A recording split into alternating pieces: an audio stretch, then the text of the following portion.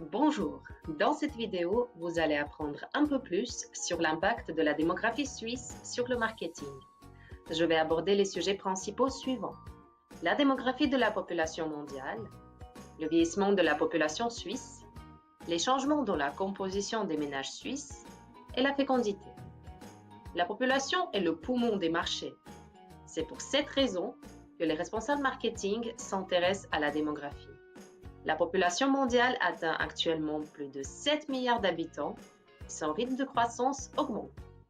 On devrait attendre les 9 milliards d'individus en 2040. L'importance et la diversité de la population offrent à la fois des opportunités et des challenges à relever. Les modifications de l'environnement démographique mondial ont en effet des grandes répercussions sur les entreprises. Le vieillissement de la population suisse joue un rôle important dans le marketing. Quel que soit le scénario, le vieillissement de la population, c'est-à-dire l'augmentation de la proportion de population âgée, sera important et rapide ces prochaines années.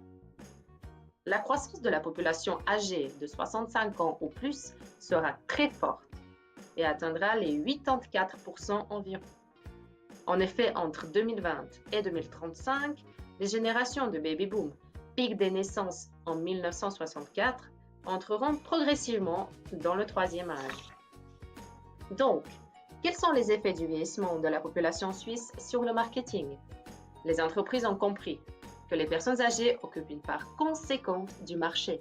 Cela explique que de nombreuses entreprises cherchent à adapter leur gamme de produits et de services, mais également leur mode de communication et de commercialisation aux consommateurs âgés. Certains marchés, plus directement liés au monde des seniors, comme celui des opticiens par exemple, ont compris l'importance de développer des produits, mais aussi une manière de parler à ce public. Les personnes âgées forment une nouvelle cible marketing qui a l'image des domaines financiers et de la santé, mise sur des produits rajeunissants, vendent une jeunesse éternelle et une vieillesse sans faille. Les changements dans la composition des ménages suisses a également une importance sur le marketing. Le nombre des ménages familiaux, et plus particulièrement celui des couples, mariés ou non, sans enfants, a légèrement augmenté, de même que le nombre de personnes vivant dans ces ménages. Leur part dans la population totale et dans l'ensemble des ménages tend au contraire à diminuer au bénéfice des ménages d'une seule personne. Une des raisons de l'augmentation des couples sans enfants est le départ toujours plus tardif du foyer parental. Une autre explication est que le couple actuellement tend vers une autre extrémité de vie de couple. Il tarde de plus en plus à fonder une famille et recule l'âge du mariage et de la maternité.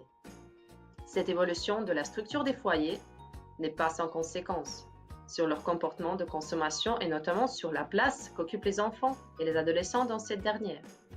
En 2013, près de 70% des ménages suisses comptaient une ou deux personnes, poursuivant ainsi la tendance à la réduction de leur taille. En moyenne, un foyer abrite 2,25 personnes. Maintenant parlons de la fécondité. Sur ce graphique, vous pouvez voir que dans les années 50, le taux de fécondité était de 2,4 enfants par femme. Dans les années 60, vous observez les effets du baby boom, dont je vous parlais auparavant, avec un pic des naissances s'élevant à 2,67 enfants par femme. Le taux chute dans les années 80, puis reste stable jusqu'en 2015, avec 1,54 enfants par femme, et surtout l'âge moyen des mères à la naissance de leur premier enfant ne cesse de croître. Deux évolutions divergentes sont à la base de l'augmentation de l'âge moyen à la maternité. D'une part, les femmes de moins de 30 ans sont toujours moins nombreuses à mettre au monde des enfants. Et d'autre part, les femmes de 35 ans ou plus en font davantage. Ce phénomène s'explique principalement par des études plus longues chez les femmes et un taux d'activité plus élevé. Pour résumer, la démographie suisse a un grand impact sur le marketing.